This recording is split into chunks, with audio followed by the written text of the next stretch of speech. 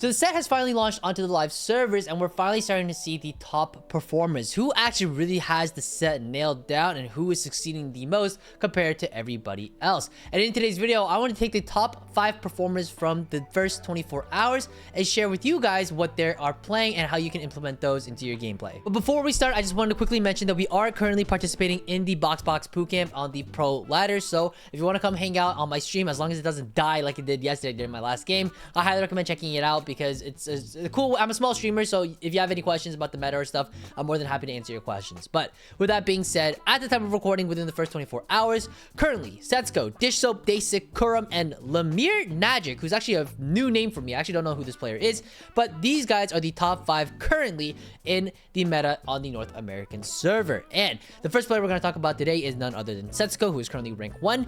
22 games played within the first 24 hours. Absolute degenerate behavior, but sporting a 90.9% top 4 rate. Absolute fucking demon, by the way. Like, honestly, averaging a 2.3 as well. Like, he is killing it. Does not matter who is in his lobby. He is doing so well. So what is the main thing that he's been playing? Well, it's been this core. We've actually talked about this core in the past, in a previous video during the PvE analyses, but this seems to be a very common max out core, playing around Mel Medarda, playing around the Swain, Ambeza, Nico, Vi, Shyvana, Mel, and Seraphine, giving you the Piltover with the 2-piece that gives you the crazy buff. Usually nowadays it's something like Continuum Cogs. It used to be something like EMP, which would mana reave the whole enemy team, but now people are thinking that it's not that good after the nerfs during the 8 patch right before the servers went live. Mel Medarda is one of the strongest 5 costs that you can cap out your board with, so it's very obvious that we're going to be seeing someone like her coming into play. Mel, in case you are just completely new to the set, is an unlockable champion who requires a 2-star Ambeza with at least 1 item equipped to die in combat in order to unlock. So it is a bit difficult in order to get there, but augments like reinforcement are going to be one of your best friends when it comes to playing this line. Mel has also an incredibly large mana pool, so items like blue buff, items like adaptive helm, especially after the buffs since the last set, where now instead of 2 mana gen, it's up to 3 again. It's very good and one of the strongest mana gen items we're seeing in the current meta. Swain 2 is going to be your ideal tank. I will preface though, this is one of the hardest 4-cost 2-stars to find. It's so contested. It's used in so many lines just because his stun is so good. He is still very beefy as a frontliner. He just fits in so many different ways that you are gonna have difficulty trying to find the upgraded version for him. So being able to flex your 2-star 4-cost for your frontline is going to be really key if you decide to play into this line. Units like Tarek, or even units like Garen 2, or even units like Braum 2, like for the wardens as well. And Beza 2 obviously is going to be a requirement for this line, because you do want to try to unlock the Mel as well. It doesn't really matter what you throw onto her, as long as you unlock the Mel, that's fine. Seraphine is nice as well. She's not necessarily a great primary carry, but throughout stage 4 she's gonna definitely be enough. And finally, Shyvana, just to round things out here, is super nice, because Shyvana is one of the strongest splashable 5 costs at the moment. I will mention this as well. As you can see, there are 7 units on the board, so you want to flex in the last 2, and the most common flexes are going to be units like Fiddlesticks and units like Senna and Lucian. These are the 2 strongest flex units that you can put into the board, into honestly any board, to be completely honest with you, because Fiddlesticks just has so much utility, and so does Lucian and Senna. But Fiddlesticks in this particular instance actually also completes the board with Ambeza utilizing Vanquishers, and Lucian and Senna also has their Soulbound passive. It either gives DR or it gives damage amp for your whole board, so those are both so good. But with that being said, the next player we're going to talk about today is going to be none other than dishsoap, North America's most accoladed player. 20 games played, sporting a 2.25 average, and actually an even higher top 4 rate of a 95% top 4 rate with a 45% win out rate. So again, this guy, like, almost 50% of the time, almost half his games, he's going first. So this guy's also absolutely killing it. And one of the strongest cores that he's been playing quite a bit has been this 4 arcanist core, playing specifically around Annie 2, with again a very similar core of Swain, Nico, and Vi. This is going to be a very common core we're going to see very often, especially with the Shyvana to round things out, because again, Shyvana is one of the strongest 5 costs you can splash into almost any single line, and ending on this board in particular is going to help you a lot. Again, a lot of ways to splash in units as well. This line is a little bit nicer on the eyes because what you can actually do is instead of having to worry about finding that swaying 2 for your tank,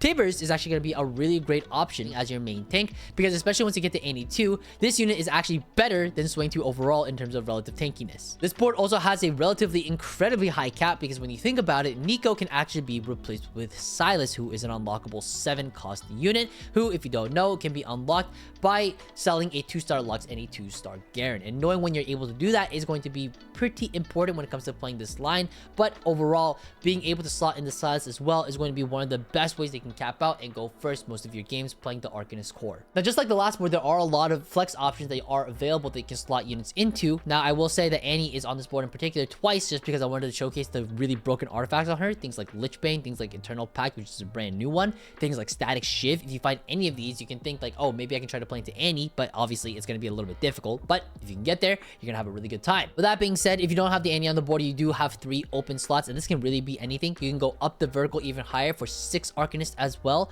You can just slot in things like Ari and then units like Lux. This is a very simple way to cap out super high. You can put in the Piltover with something like the Seraphine. You can also drop down back to 4, and then you can try to play into something like the Disruptors as well. Uno Mas, you can just play something like a Fiddlesticks and call it a day. This is totally fine as well. There are, again, so many ways they can cap out the board that are honestly going to feel very, very good. So I highly recommend trying out this core when you get the opportunity. The next player we're going to talk about today is none other than Dasik, who's actually not a North American, but actually from the EUS server, but is playing on North America because NA just happens to be the de facto super server. But he has been absolutely dominating ladders so far, and one of the most interesting things I noticed in his match history was actually he loves playing a lot of gunslinger wardens. Warden gunslinger pops up very often, 3 warden, 4 warden, and then putting in the Lucian and the Misfortune in the backline and spawning 3 carry items onto Lucian and Senna in order to try to cap out super high. This is not a board that was necessarily on my personal radar or for a lot of radars, I think for most folks, except for the fact that everybody does know that Lucian and Senna are very strong. But I think playing around the gunslingers and just working your way up with wardens in your front line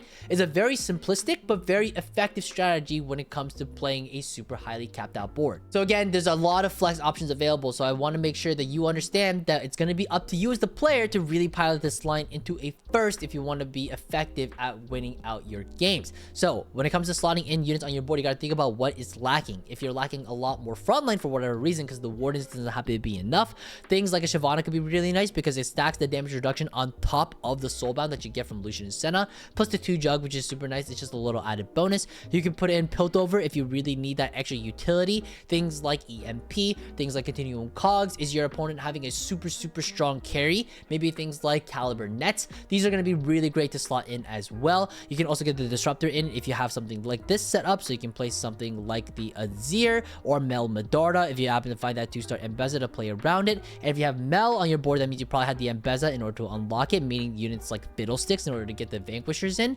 This could also be a great way to cap out as well, right? There are a ton of ways that you can cap out your board when it comes to playing this line, and I highly recommend that you try your best to flex around a specific core and just think about those 2 to 3 units that are going to be really impactful to make your board the strongest that it can possibly be. The next player we're going to talk about today is none other than Kurumx, who is sporting a 22 game 2.7 AVP, 81 percentile fall rate, and a 36.4% win rate. So again, absolutely killing it on the ladder, and he actually has the most diverse match history I've seen across any player, where it seems like almost every single game he's played, he's playing something different. So honestly, shout out to Kurumx. I could not find any patterns amongst his playstyle, but one thing in particular that I want to point out and shout out to was aphelios with bruiser reroll. This is a board that you didn't probably see a lot during the PvE, especially if you're watching streamers play the PvE, and the reason why is because it was so unbelievably brain dead and straightforward that nobody wants to practice it because it was so easy. All you do is you get to level 6 and you roll for the Scion 2, Aphelios 2, re-roll on level 6 until you find a Scion 3, Aphelios 3, and then you just push your levels and you just keep putting in bruisers, and then you just tech in the volley bear because it's super easy to unlock because Scion scales his HP as the game progresses on top of the percentage bonus that you get from the bruiser trait.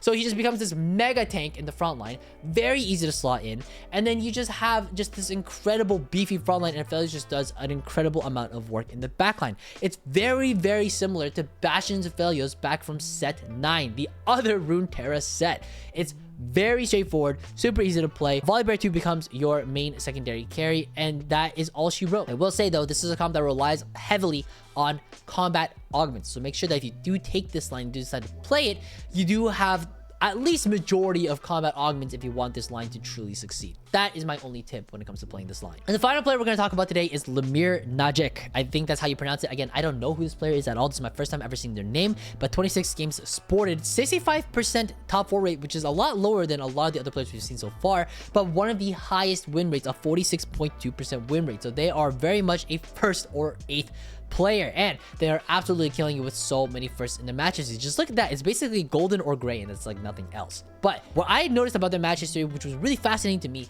was they love playing Void. Void was the biggest thing in their match history, and not just 6 Void, 9 Void. They played it a lot. And now you might be wondering, well, 9 Void, if you know anything about the set at all, 9 Void requires getting to level 10, but they were able to do so almost every single game. So what exactly is the sauce when it comes to playing this line? Generally speaking, when it comes to playing around Void, you want to tempo in the early game as hard as you can, but also you want to have econ. You need a lot of econ. High econ augments are the way to go. Things like level up, things like hedge fund, things like upward mobility, things like the 4-2 augment win out, where if you get to level 9 you just go straight to level 10. These are all augments that are incredibly good, that are going to enable the crap out of this line to make sure that you can get to level 10. It does seem that while playing this line, this guy really enjoys putting Volibear in as his +1. It does say 11 units, but that's just because I have 2 Kaisas on the board. That being said, this happens to generally be the main level 10 board for Void, and it does seem that they're able to get there fairly consistently, at least based on their current match history. Now, when it comes to playing this board as well, it does seem like there doesn't have to be some sort of priority when it comes to which Void you are actually trying to play for. It does seem like this player is just really keen on just making sure that they are tempoing and are playing around whatever items they are given. If they're given the good Kaisa items, they'll play around the Kaisa. If they're given good Bel'Veth items, they'll play around the Bel'Veth, and then they'll go from there. There are some instances as well where they are playing around some AD Kaisa, which if you know anything about Kaisa, she can actually be AP or AD depending on your itemization. For her specifically, you kind of do want to go AP if possible, because that is what the stats tend to prefer. So with that in mind, things like Ginsu's JGGS, this happens to be one of her better and more popular builds, so I highly recommend aiming for that in general. But again, really cool line. It's not very often we do see that level 10 boards are actually going to be a viable strategy, but Lemir is a player where it does seem like it is viable enough to find a ton of success, especially on ladder. With that being said, I hope this video was helpful. I hope you guys have learned something. We will have our formal meta analysis within 2 to 3 days from now, so you can look forward to that as well, where we cover the entirety of the meta. Good luck on your rank climbs. Let me know what you guys think about the set itself so far, and I'll see you guys all later. Take care. Happy climbing.